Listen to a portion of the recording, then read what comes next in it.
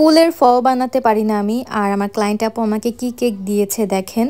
ডিজাইনটা ছিল আশফি sweet treat পেজের আপুর করা। ক্লায়েন্ট যখন আমাকে পিকচারটা দিয়েছিল তখন আমি প্রথমেই বলেছিলাম যে আপু সেম টু সেম হবে না। দেন ক্লায়েন্ট বললো যে সেম টু সেম হওয়ার দরকার নেই, আপনি যেরকম পারেন যতটুকু সুন্দর করে করা যায় করে দিয়েন। ক্লায়েন্টের বোন নাকি আমাদের থেকে কেক নিয়েছিল, সো সেও আমাদের থেকে কেক নিতে চান, তো এর জন্য আসলে আমি অর্ডারটা নিয়েছিলাম।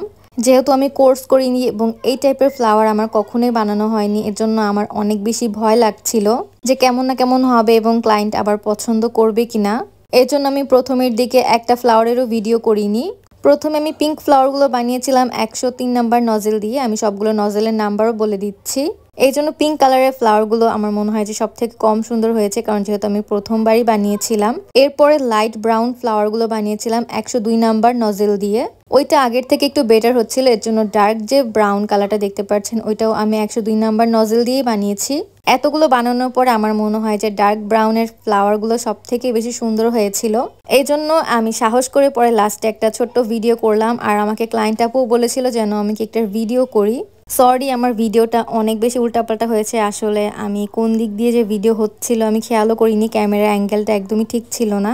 যাই হোক, প্রথমবার হিসাবে আর কখনো প্র্যাকটিস না করা হিসাবে আমার কাছে ভালোই লেগেছে, মানে আমি স্যাটিসফাইড ছিলাম আর আমার ক্লায়েন্টও পছন্দ করেছিল। হয়তো নেক্সট টাইম বানালে আর একটু বেটার হতে পারে। কেকটা ছিল 2 পাউন্ড চকলেট ফ্লেভারের মধ্যে আর আমি একটু রেক্ট্যাঙ্গেল শেপে করেছিলাম। যে লেখাটা দিয়েছিল ক্লায়েন্ট ওইটা আমি একটা ফন্ডেন্টের উপরে লিখে দিয়েছিলাম, কারণ ক্রিম দিয়ে লিখলে এতটুকু জায়গার মধ্যে হতো না।